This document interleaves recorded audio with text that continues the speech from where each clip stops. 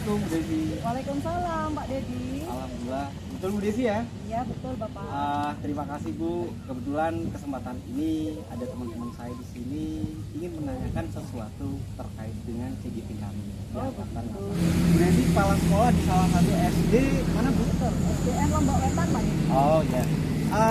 Kalau boleh ingin tahu Bu, kebetulan kami bersama teman-teman di sini. Oh iya. Iya. Kebetulan ingin menanyakan sesuatu terkait dengan seseorang pemimpin, sosok seorang pemimpin untuk mengambil keputusan terutama khusus mana nilai-nilai kebijakan. Iya. Boleh Pak Dedi? Boleh Bu ya? Boleh. Serius boleh? Serius Pak. Mungkin kita bersama-sama dengan teman-teman saya di sana. Mari. Oke. Assalamualaikum. Perkenalkan, ini Bu Desi, salah satu kepala sekolah di SDN Lombok Wetan. Oh, salam kenal Ibu semua. Jadi, Kembali Bu. oke, kebetulan ini akan bersama kita semua. Monggo, Ibu, silakan duduk. Terima kasih Pak Dedi.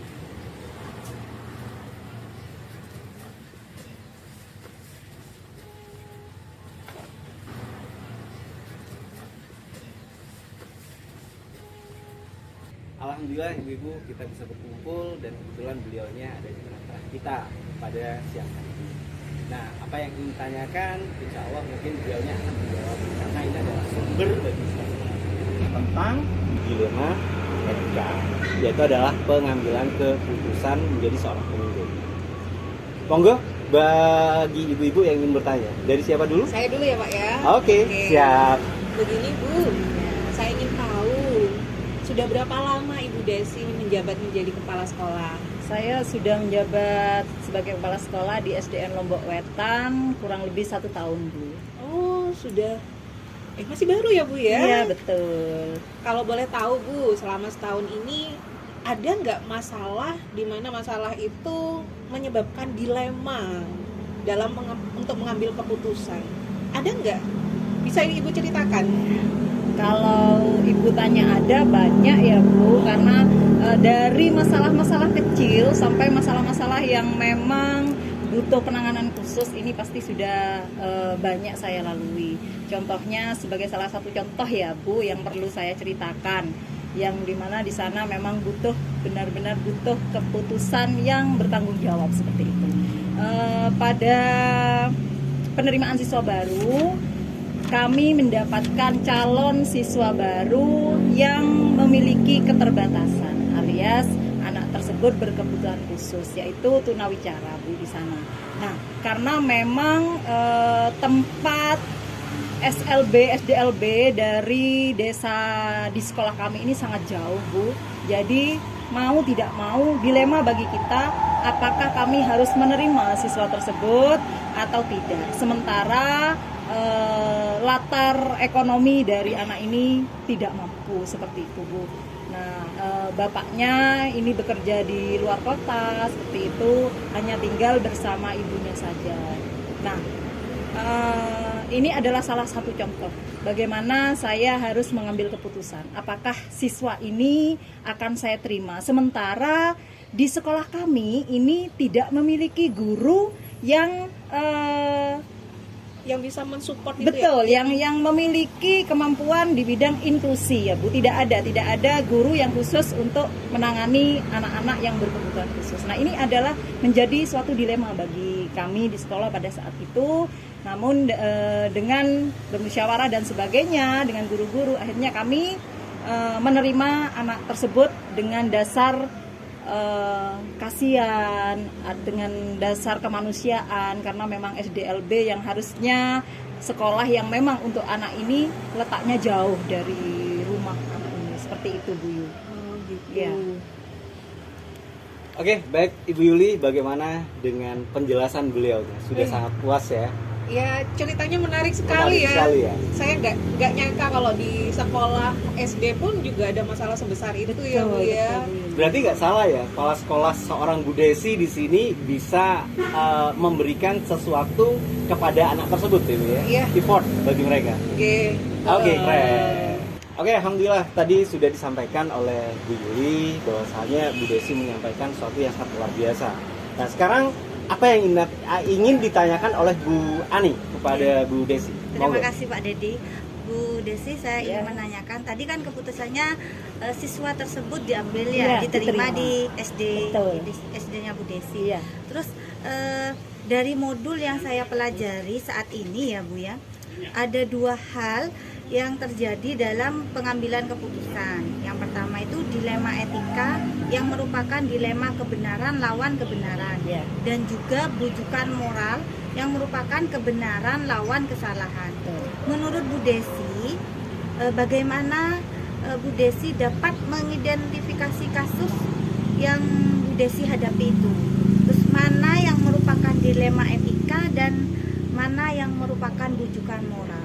Ya, begini Bu Ani ya, dalam penyelesaian suatu kasus sebelum kita mengambil keputusan, kita juga, memang harus memilah terlebih dahulu apakah kasus tersebut memang dilema etika ataupun bujukan moral, seperti itu. Dengan mempertimbangkan, biasanya kalau saya ini mengumpulkan fakta-fakta terlebih dahulu. Dari fakta-fakta yang sudah kita dapat, baru kita bisa menentukan apakah itu adalah kebenaran melawan kebenaran ataupun kebenaran melawan kesalahan. Nah, dari hasil yang sudah kita identifikasi, fakta-fakta yang sudah kita kumpulkan tadi, baru kita bisa menentukan keputusan tersebut. Nah, seperti itu Bu Ani. Terima kasih Bu Desi jawabannya. Sama-sama Bu Ani. Berarti begini Bu ya. Jadi real nyatanya di sini memang harus ada data Bu ya. Harus ada data terlebih dahulu Pak sebelum kita menentukan keputusan. Oke. Seperti itu. Berarti ada evaluasi gitu Iya, Bu di sini. iya. Tidak ucuk-ucuk diterima, Ya, ada tidak. fakta-fakta yang perlu kita kumpulkan terlebih dahulu Pak. Guys, Seperti itu. keren. Oke, terima kasih. Untuk selanjutnya kepada siapa? Bu Saya, Cici. Pak. Iya. Monggo.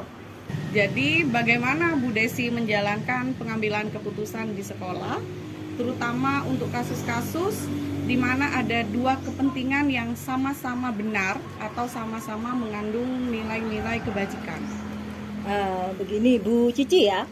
Ya, Bu Cici, ketika kita dihadapkan dengan suatu masalah di mana di sana dilema etika ya, kebenaran melawan kebenaran, yang kita memang harus mengambil keputusan tersebut memang berdasarkan nilai-nilai kebajikan, kemudian bagaimana kita berpihak pada siswa, kemudian kita juga harus mempertanggungjawabkan keputusan tersebut.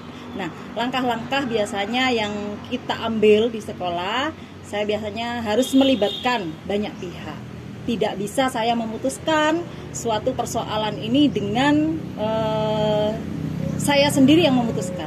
Harus melewati musyawarah untuk mufakat dengan beberapa pihak-pihak yang memang harus dilibatkan di sana. Kalau memang saya harus melibatkan orang-orang yang berkompetensi di bidang itu, di masalah tersebut, saya biasanya libatkan. Baik itu komite, guru, wali murid, itu saya libatkan. Seperti itu Bu Cici. Itu ya Bu, siap dimengerti.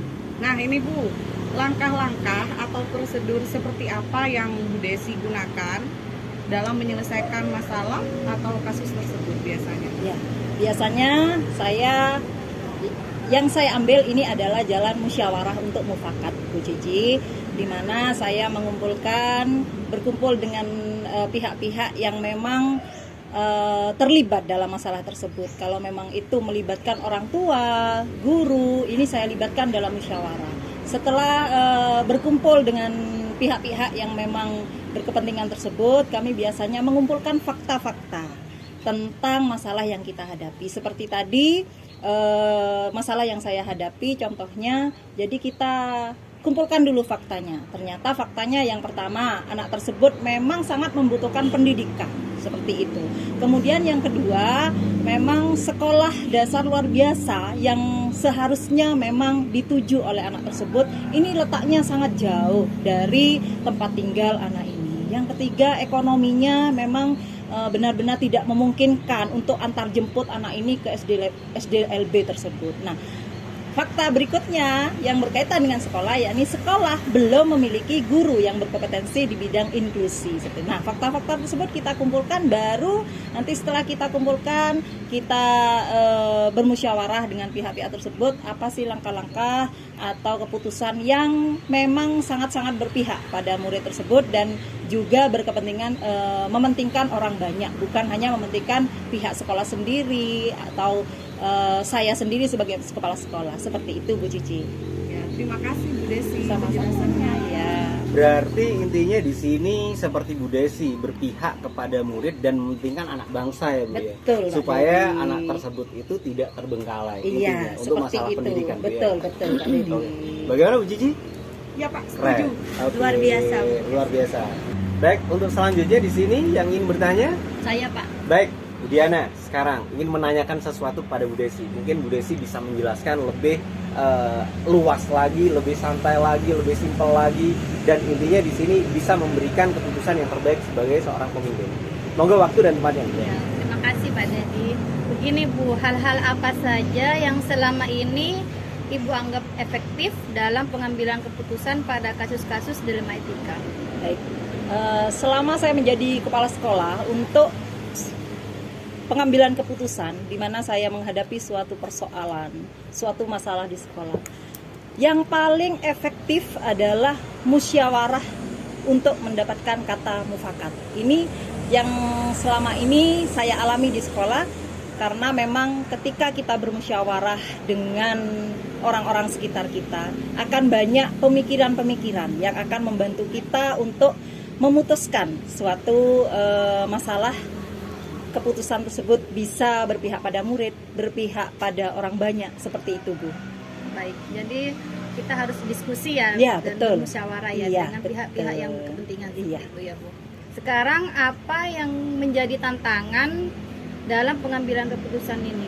Nah, Tantangannya. ini yang menjadi tantangan ini biasanya Bu, kalau di sekolah ketika kita berhadapan dengan orang-orang yang belum memahami apakah itu seperti musyawarah, pentingnya musyawarah seperti apa.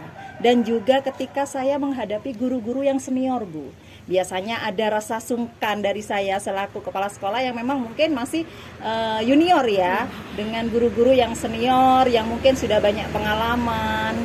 Apalagi ada juga guru-guru senior yang mungkin tidak mendukung dengan keputusan yang kita ambil. Itu Bu, tantangannya di sana ya. Tetapi dengan berjalannya waktu, kita sering berbagi pengalaman, sering mendapatkan masalah, sering kita bermusyawarah dengan guru-guru. Akhirnya rasa itu, rasa canggung dan sebagainya, rasa sungkan itu hilang dengan sendirinya Bu. Ya, betul. Hilangnya. Iya, betul. Terima kasih penjelasannya Ibu. Iya, Bu.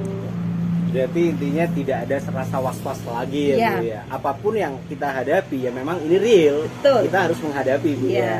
Oke, seperti itu. Keren. Berarti menjadi seorang pemimpin harus tangguh Bu Diana. Ya. Iya. Iya. Betul, betul, setuju. Oke. Untuk Bu Desi ngomong-ngomong mulai tadi nih ngomong terus ya. Jadi ini ada hidangan mangga, kebetulan musim mangga. Jadi mungkin bisa langsung dimakan, mungkin teman-teman yang lain dan Oh juga iya, monggo, dia ada monggo, minuman Bu. monggo. Saya minum dulu Pak. Oke, monggo silakan. Tibalah saatnya di sini Bu Lika. Bu ingin bertanya sesuatu pada panjenengan terkait dengan apa Bu Lika? Monggo langsung silakan dipertanyakan. Terima kasih Pak Dedi Siap. waktunya. Menindaklanjuti dari pertanyaan-pertanyaan sebelumnya Bu Desi.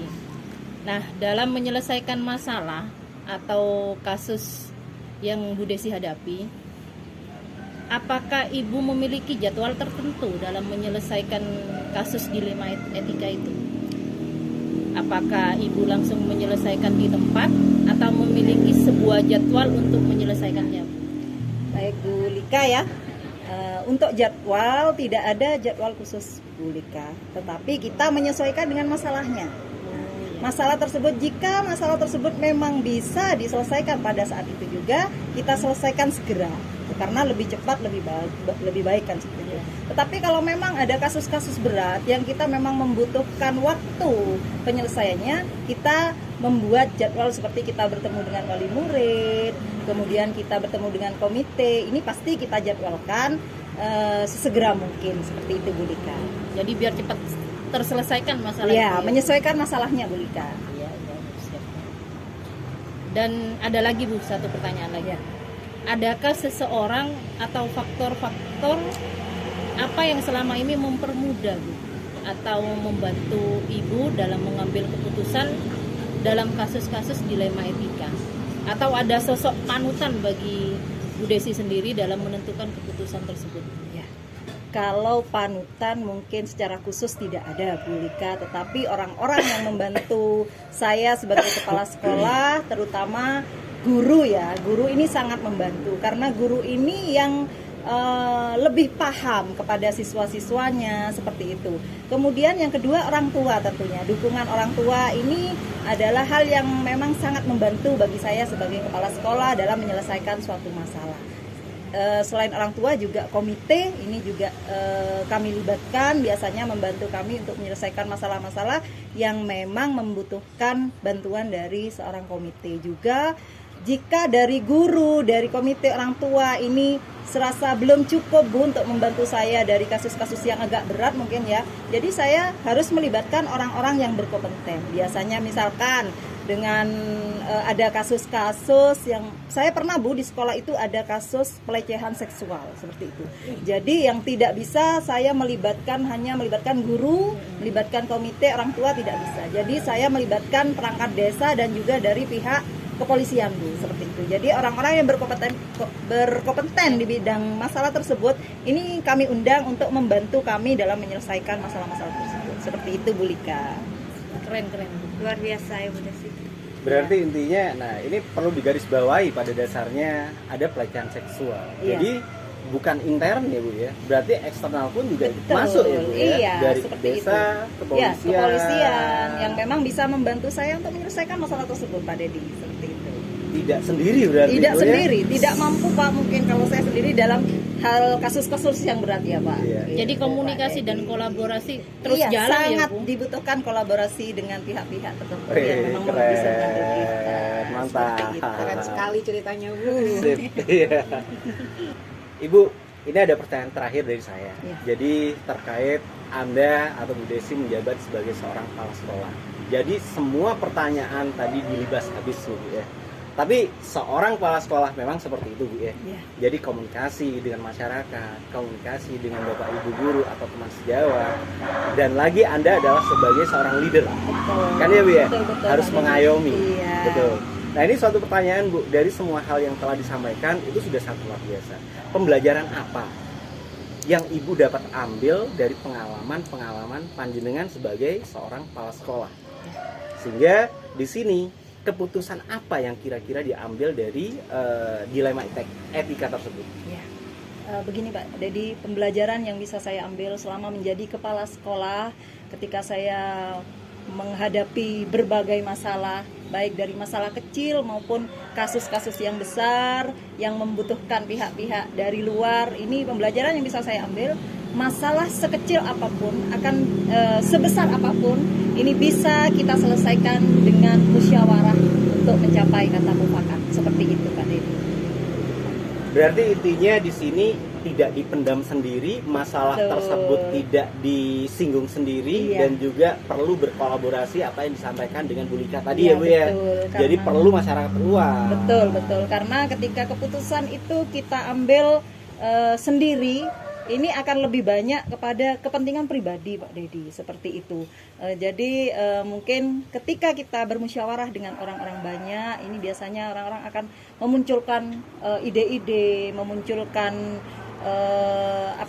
seperti saran seperti itu kepada kita, sehingga kita bisa memutuskan suatu perkara ini dengan berpihak pada murid, bertanggung jawab, dan berdasarkan nilai-nilai kebajikan. Wih, keren. Itu nilai yang ada Biasa. dalam CGP loh Bu. Oh, begitu ya, ya, Pak Dedi, ya. Berarti nggak salah dong kita mengundang beliaunya di sini, hadir di tengah-tengah kita ya, untuk memberikan suatu pertanyaan-pertanyaan, dan beliaunya Memberi bisa pengalaman dirinya juga. Iya, betul.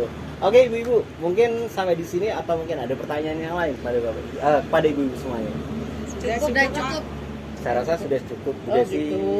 Terima kasih Terima atas kasih waktunya. banyak, Bu Desi. Sama-sama. Pencerahannya. Semoga bisa membantu ya Bapak Iya. Ibu semua. Amin. Alhamdulillah sangat-sangat membantu kita semuanya. Betul Ibu ya? Betul. Oke, insya Allah kita kawan-kawan kita undang lagi Bu ya Iya. untuk pencerahan Sering-sering bagi saja kita ada semua. apa-apa Pak. Oke, keren. Baik, demikian bincang-bincang kita siang hari ini bersama beliaunya Ibu Desi, kepala sekolah. Beliau memberikan suatu kesempatan bagi kita untuk bertanya dan beliau juga memberikan pengalaman pada kita semua. Insya Allah kita akan bertemu lagi di waktu yang lain. Assalamualaikum warahmatullahi wabarakatuh. Waalaikumsalam. Bye-bye.